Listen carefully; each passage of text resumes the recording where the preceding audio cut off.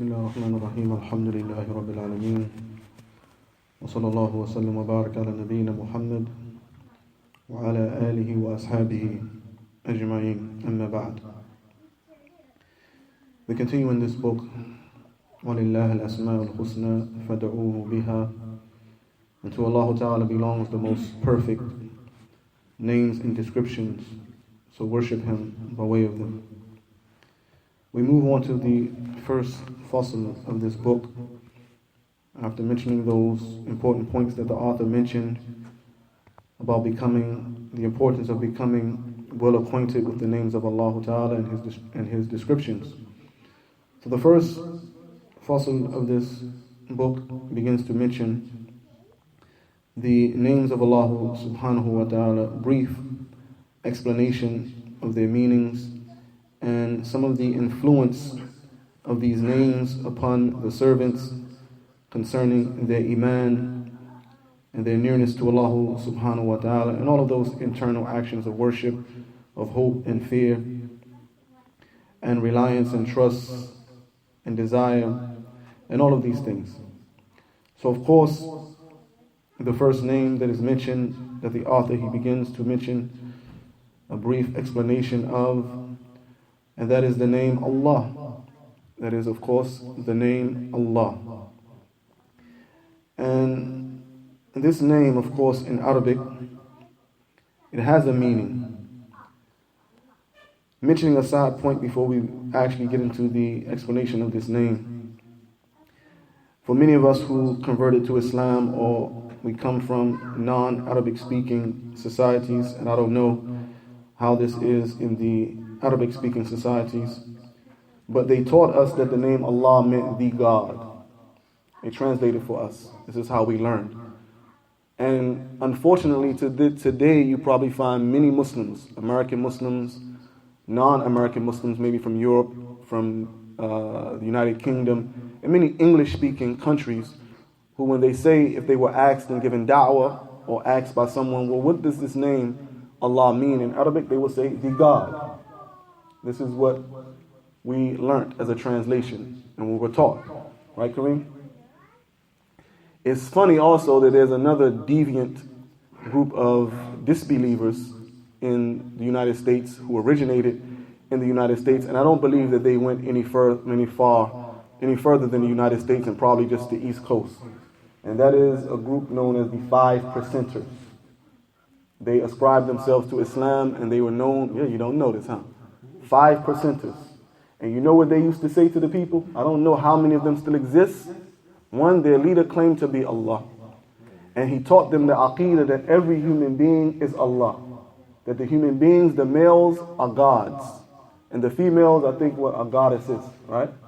So when they meet you, when they come up to you, they say, what's up, God?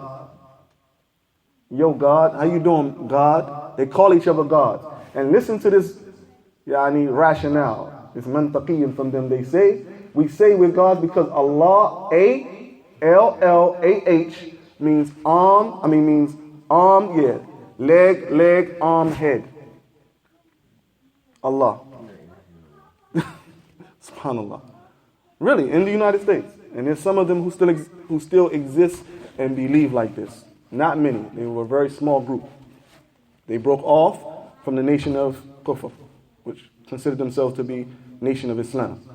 So unfortunately, many of the English-speaking people don't really know what the name Allah means. Before mentioning what the author mentions, I'll just mention one riwayah, an Ibn Abbas radiallahu ta'ala anhuma, who said that the meaning of Allah is Dhul Uluhiyya wal Ubudiyya ala khalqihi ajma'in. This is one of the definitions that one of the Sahaba he gave radiallahu ta'ala anhuma. Abdullah ibn Abbas, he said that the name of Allah means Dhul Uluhiyya wal Ubudiyya ala khalqihi ajma'in. So what he meant, or what he said, roughly translating, is that the name of Allah means the one, Sahib al-Uluhiyya, the one who possesses al-Uluhiyya. The one who possesses al-Ubudiyya. The Ubudiyya belongs to him. Ala khalqihi ajma'in, over all of his creation. This is the meaning that Ibn Abbas radiallahu ta'ala anhuma said was one of the meaning of the name Allah. The author, he mentions 3 points. Number 1, he says, Al-Jami' Jami'u ma'ani asma'illahi al-husna. He says that the name of Allah is that name that gathers and unites and combines within it all of the names of Allah subhanahu wa ta'ala, وَسَائِرُ صِفَاتِ اللَّهِ ta'ala, and all of the rest of the descriptions of Allah subhanahu wa ta'ala. That's 1. The author, he says, وَاسْمُ اللَّهِ دَالٌ عَلَى قَوْنِهِ مَعْلُوهًا مَعْبُودًا. That the name Allah subhanahu wa ta'ala, دَالٌ عَلَى قَوْنِهِ مَعْلُوهًا مَعْبُودًا. It is an indication to the fact of Allah ta'ala being the one who is ma'luh and ma'bud, the one who is deified and the one whom is the object of all servitude, the one who is deified and elevated and deified, and the one who is the object, ma'bud, the object of ubudiyyah. Ta'allahahu al-khala'iqu, and the creation, they elevate and deify Allah subhanahu wa ta'ala mahabbatan wa ta'zeeman wa khudu'an wa faz'an ilayhi fil hawa'ij wal nawa'ib. And the creation, they deify Allah ta'ala, and along with this deification they combine with it love, exaltation, humility and submission. And they are those who, when they find themselves fil hawa'ij wal nawa'ib, when they find themselves in dire need or masa'ib shadida, a tremendous severe calamities befall them, who do they turn to? They turn to Allah subhanahu wa ta'ala. And this is what he mentioned, al-khala'iq, because even the mushriks of the Quraysh, this was their aqidah, that when they found themselves in dire need and they found themselves under masa'ib shadida, extreme circumstances of difficulty, who did they call on? They called on Allah. They called on Allah. فَلَمَّا نَجَّاهُمْ إِلَى الْبَرِّ فَمِنْهُمْ مقتصد. وما يجحد بآياتنا إلا كل ختار كفور. No. Well, probably you mean when they فإذا هم مشركون. yeah. فإذا هم مشركون. You want to Another ayah.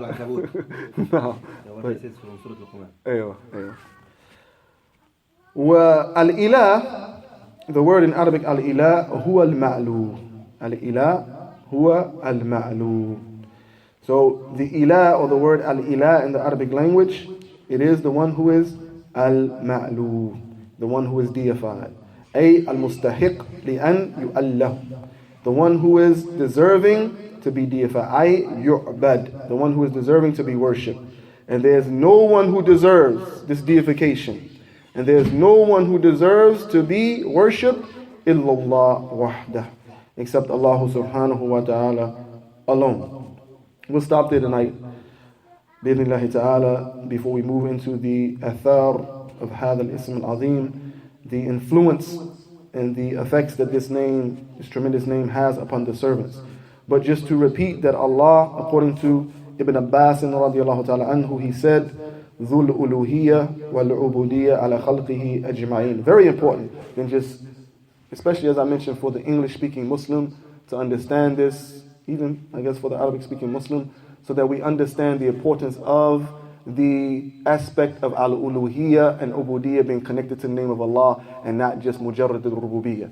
And this is how many of the people, unfortunately, the extent that they have with regards to the understanding of the meaning of Allah is al-rububiyyah, al-khaliq, al-razik, the God, right, the creator. And this is what makes it easy for them to commit shirk in many actions that or things that only belong to Allah subhanahu wa ta'ala, while at the same time believing that they're worshipping Allah ta'ala alone. Because of a misunderstanding of the connection of al-uluhiyya wal-ubudiyyah in the name of Allah subhanahu wa ta'ala.